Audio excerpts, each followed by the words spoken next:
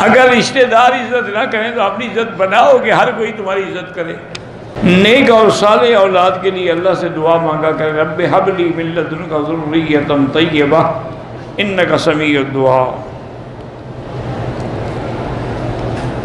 کہتے ہیں جی عبد المطلب کو آپ نے کہا ہے کہ مشرک تھا، چلو آپ اس کو مسلمان سمجھتے ہیں، اس نے حضور پر کلمہ پڑھا تھا، بھئی حضور تو ابھی نبوت ہی نہیں ملی تھی، اللہ کے بندے خدا کا خوف کرو۔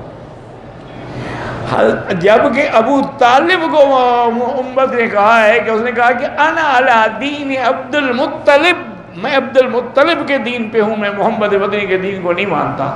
تو معلوم ہوا نا کہ عبد المطلب کا دین اور تھا۔ صاحب بات ہے وہ تھے ہی کافر، بت پرست تھے۔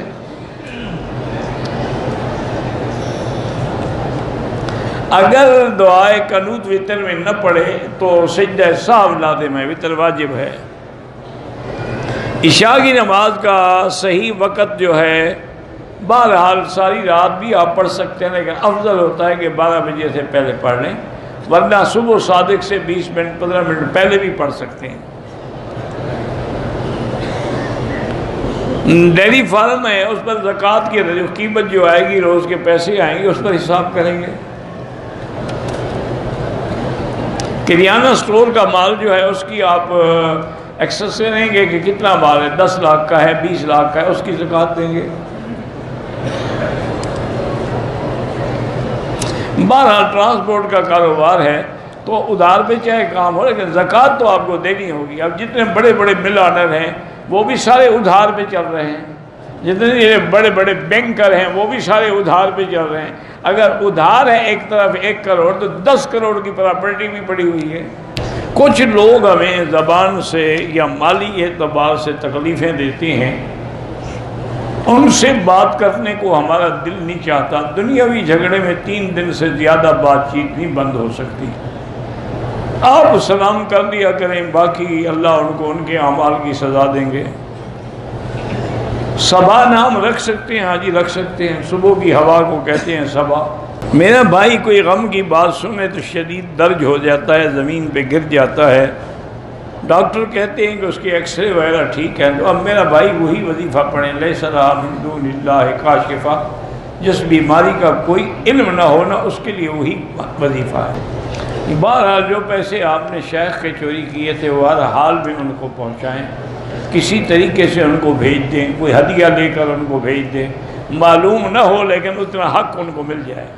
کہتے ہیں کہ ہمارے چنی گوٹھ میں شادی کی پہلی رات دولہا دلہن کو ملنے نہیں دیتے، وہ کہتے ہیں آج پریاں آئی ہوئی ہیں ملنے کے لیے۔ وہ پریاں کس کو ملتی ہیں، دولہے کو یا دلہن کو؟ کبھی تم نے کوئی پری دیکھی بھی ہے؟ خدا کا خوف کرو، کیوں ایسے جھوٹے مسئلے گھڑتے ہو؟ انا للہ و انا الیہ راجعون۔ یوسف علیہ السلام پر جو فلم بنی ہے، ایسی فلم دیکھنا ناجائز ہے جو انبیاء یا صحابہ پر بنائی جائے۔ کہتے ہیں جی کہ غیر مسلم ہمیں تنگ کرتے ہیں کہ اسلام میں جو ملک یمین یعنی کنیز یا لونڈی کا مسئلہ ہے، یہ تو بڑی ناانصافی ہے۔ یہ ناانصافی نہیں، سب سے بڑا انصاف ہے، لیکن شرط یہ ہے کہ تم انصاف کی نظر سے دیکھو۔ مثلا لونڈی وہ نہیں ہوتی جو خرید لو بازار سے، لونڈی وہ ہے جو ہم نے جنگ کی، مسلمانوں کو اللہ نے فتح دی، ان کا جو مال ہے وہ مال غنیمت ہے، ان کی جو لڑکیاں ہیں وہ لونڈیاں ہیں، کنیزیں ہیں۔ اب وہ صرف مجاہدین میں تقسیم ہوں گی۔ اب آپ مجھے بتائیں کہ چلو فرض محال ان کو تقسیم نہ کیا جائے تو کیا کریں، قتل کر دیں؟ دشمن کی بھی بیٹیاں ہیں نا، تو نجائز عورت کو قتل کریں، یہ پھر آپ کہیں گے دیکھو جی مسلمان کتنا ظلم کر رہے ہیں، لڑے تو مرد تھے، ان نے عورتوں کو بھی مار ڈالا۔ اچھا ان کو قتل نہ کریں، ان کو کہیں گے جی جاؤ، کہاں جائیں، ماں باپ تو ان کے مر گئے، وہ جا کے نعوذ باللہ پیشہ کراتی رہے، ان کو گناہوں کے لیے ہم چھوڑ دیں۔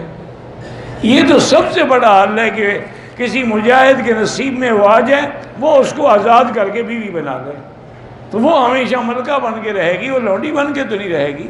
حضور کی بیوی صفیہ جو ہے وہ بھی تو جنگ خیبر کے موقع پر جنگ میں آئی تھی، حضور نے بیوی بنا لیا تو وہ امہات المومنین میں شامل ہو گئی۔ تو اسلام تو ظلم نہیں کرتا، تم اپنے اوپر ظلم کرتے ہو جب ناجائز اعتراض کرتے ہو۔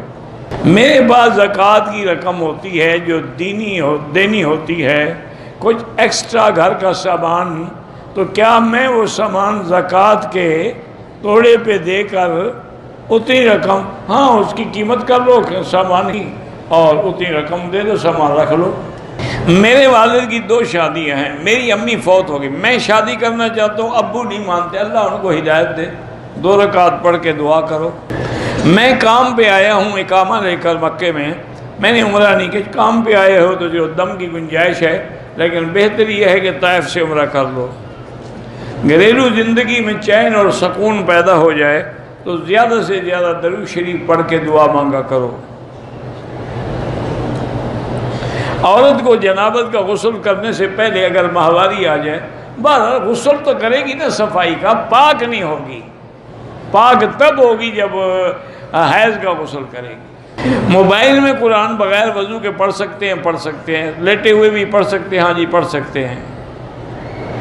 میں اللہ کا دوست بننا چاہتا ہوں تو اللہ کی عبادت کریں، اللہ کے نبی سے محبت کریں، ان کی اطاعت کریں۔ قل ان کنتم تحبون اللہ فاتبعونی یحببکم اللہ، اگر تم چاہتے ہو کہ اللہ تمہیں اپنا دوست بنائے تو حضور کی غلامی کرو۔ مجھے غصہ بہت آتا ہے تو اس کے لیے لا حول پڑھا کریں، اور کسی ڈاکٹر کو مل کے اپنے بلڈ پریشر کو بھی چیک کریں، کیونکہ آدمی کا بلڈ پریشر جب زیادہ ہوتا ہے تو گالیاں دیتا ہے۔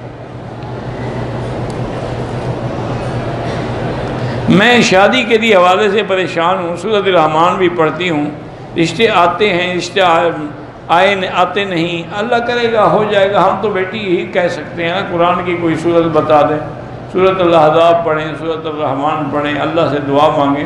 باقی ہر چیز کا ایک وقت مقرر ہے، ایک وقت مقرر سے پہلے کچھ بھی نہیں ہوگا، جب اللہ نے لکھا ہے، جہاں لکھا ہے وہ ہوگا۔ میرا سکول ہے، مجھے کوئی نہ کوئی مرض لاحق ہو جاتا ہے، ہر نماز کے بعد سورۃ فاتحہ 7 دفعہ پڑھ کے پانی پہ دم کر کے پیا کریں۔ اگر حیثیت بھی تھی لیکن بچوں کے عقیقے والدین نے نہیں کی ہے، اب کر لیں اگر اللہ نے توفیق دی ہے۔ بیوی شوہر کی اجازت کے بغیر بچوں کی ضرورت پورا کرنے کے لیے پیسے لے سکتے ہیں، اس کو بتا دے اس کے بچے نہیں ہیں، وہ بچوں کو خرچہ نہیں دے گا، اس کی ذمہ داری ہے کہ زبردستی بھی آپ کو لینا پڑے لے سکتی ہیں، چوری کیوں کریں۔ بہرحال ایک آدمی نے بیوی کو طلاق دی، جوان بچے ہیں، تو کیا وہ 2 منزلہ گھر میں رہ سکتے ہیں؟ اوپر آدمی دوسری بیوی کے ساتھ ہے، کوئی بات نہیں، ہر آدمی اپنے اپنے گھر میں ہے، اپنی اپنی منزل میں ہے۔ بزرگوں یا والدین کے گناہوں کی سزا بچوں کو نہیں ملتی، لا تزر وازرۃ وزر اخری، کسی دوسرے کا گناہ کسی دوسرے پہ نہیں رکھا جاتا، البتہ نیکیاں ملتی ہیں۔ ویڈیو اچھی لگے تو شیئر بھی ضرور کر دینا۔ سے آراستہ ہے صحابہ کا چلتے، وہی راستہ